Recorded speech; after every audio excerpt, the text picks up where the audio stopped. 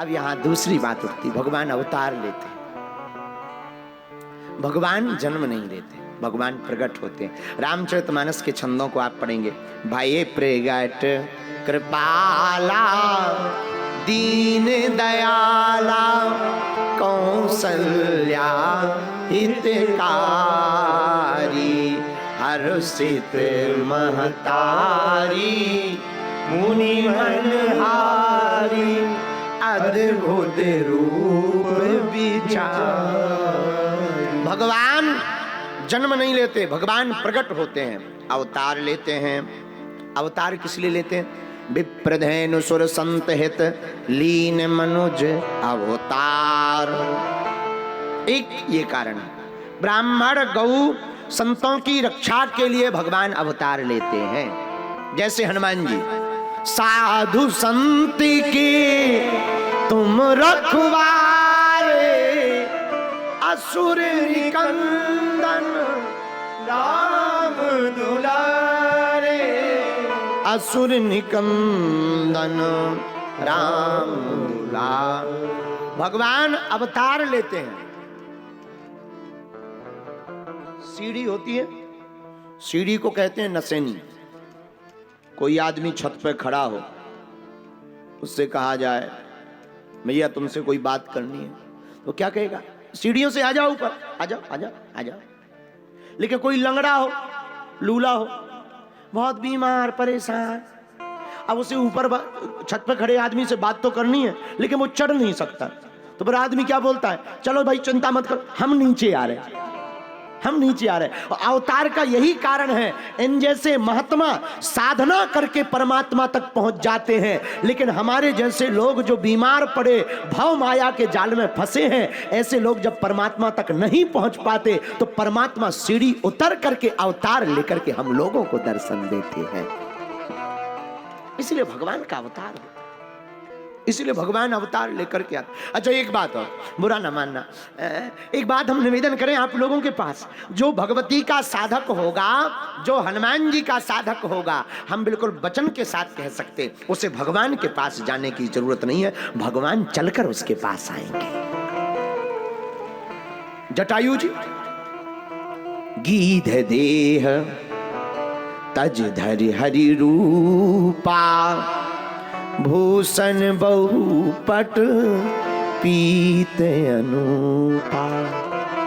गीत जटायु जी महाराज क्या कहते? जटायु जी के पंख कट गए, रावण ने काट डाला पंखों को, और पंखों को जब काटा, जटायु जी बेचारे जमीन में गिर गए, धूल लग गई पंखों में, घाव जहां बने थे पंखों पर घाव बन गया था, धूल लग गई। और कोई किसी को घाव हो जाए और घाव में धूल लग जाए, भयंकर असहनीय पीड़ा होती है, दर्द होता है। आर्तनाद करते हुए जटायु जी उल्टे पड़े, धूल लग गई, धूल सूख गई, और भयंकर पीड़ा से कराह रहे, राम राम राम राम राम राम कहते हुए पड़े। राम राम कहते हुए जब जटायु जी पड़ गए, आर्तनाद करने लगे, राम राम राम राम। तो वन में रहने वाले कुछ चुगलखोर, कान भरने वाले बहुत खतरनाक होते हैं हमारा। हमने पिछली कथा में बताया था, 4 कदम चोर से 14 कदम लतखोर से, 4 कदम चोर से 14 कदम लतखोर, लात मारने वाला घोड़ा।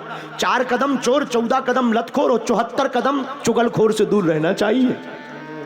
हाँ, ये बहुत खतरनाक होते हैं महाराज, बहुत खतरनाक। कान भरने वाले आदमी आए जटायु जी के पास, हे महाराज राम राम राम राम राम कर रहे, अच्छे खासे पंखा थे, उड़ लेते थे, एक समय पे याद है आप और संपाति ने सूर्य भगवान तक जाने का प्रण ले लिया था, अब कट गए पंख, अब कर लो सीताराम। बड़े सीताराम सीताराम सीताराम करते थे, क्या कर लिया तुम्हारे भगवान ने, क्या कर लिया तुम्हारे बागेश्वर धाम ने, क्या कर लिया तुम्हारे हनुमान जी ने। कई लोग ऐसा बोलते ना, बड़े बजरंग बली के भक्त बने, क्या कर लिया तुम्हारे हनुमान जी ने।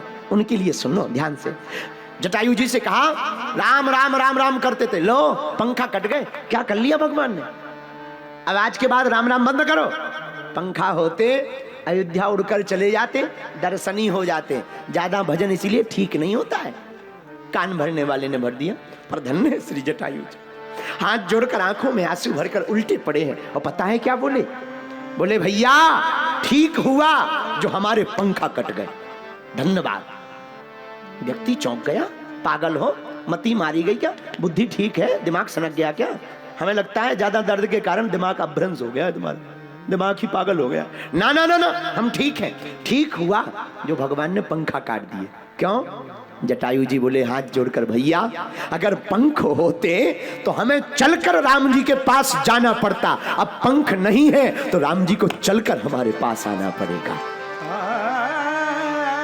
माई बाप याद रखना, अगर हम साधन में रहेंगे तो हमको चलकर राम जी के पास जाना पड़ेगा। अगर हमारे पास साधन होंगे और साधन नहीं होंगे, साधना होगी, तो तुम्हें भगवती के पास जाने की जरूरत नहीं है। स्वयं पहाड़ा वाली वैष्णो माता उतर करके तुम्हारे पास आ जाएगी।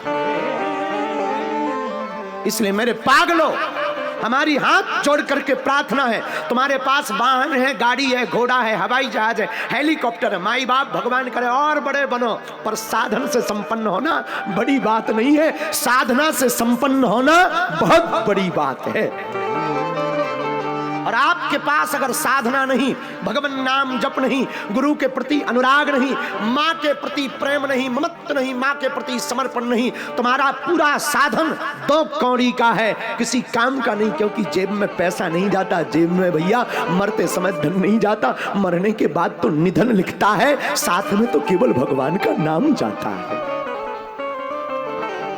जटायु जी आंखों में आंसू भर के कहते हैं, अब भगवान को आना पड़ेगा। और मेरे पागलों, हमारा मानना है परमात्मा का अवतार इसीलिए होता है कि जो भक्त साधक महात्मा अमलात्मा विमलात्मा हम तक नहीं पहुंच पाते, उन भक्तों के कल्याण करने के लिए, दर्शन देने के लिए हम स्वयं पहुंच जाते हैं। ऐसा राम जी कहते हैं। इसीलिए श्रीमद् भागवत कथा के अंतर्गत 10वें स्कंद में कथितो वंश विस्तारो भवतो सोम सूर्यौ राज्यम चोभय वंशानां चरितम परमाद्भु। एक बात भागवत की ही एक बात और सुन लीजिए, बहुत आनंद आएगा। जब भगवान का अवतार इस धराधाम पर देवकी वसुदेव के कारागृह के समक्ष प्रकट होना था परमात्मा को, तब श्रीमद् भागवताकार वेद व्यास मुनि ने 9 बार सत्य सत्य सत्य कह करके दिव्य स्तुति की। सत्यव्रतम सत्य परम त्रिसत्यम सत्यस्य योनिम निहितम च सत्ये सत्यस्य सत्यम सत्यम मृतनेत्र सत्यम सत्यात्मकम त्वाम शरणम प्रपन्नः।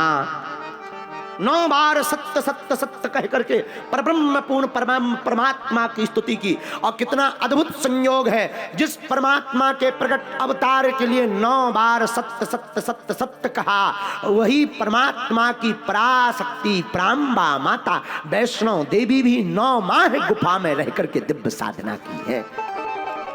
और इतना ही नहीं, दूसरा संयोग सुनिए, जिस परमात्मा के लिए 9 बार सत्य सत्य सत्य कहा, उन्हीं परब्रह्म परमात्मा अगर वो शक्तिमान है तो शक्ति के कारण है, और उन्हीं शक्ति के दिन भी 9 ही होते हैं जिन्हें नवरात्रि कहा जाता है।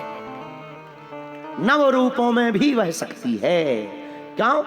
शक्तिमान परमात्मा तभी हो सकते जब उनके पास शक्ति हो। और शक्ति कौन है?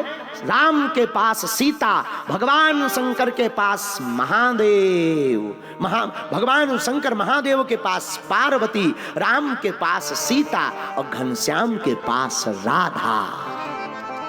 और बिना शक्ति के परमात्मा भी शक्तिमान नहीं है।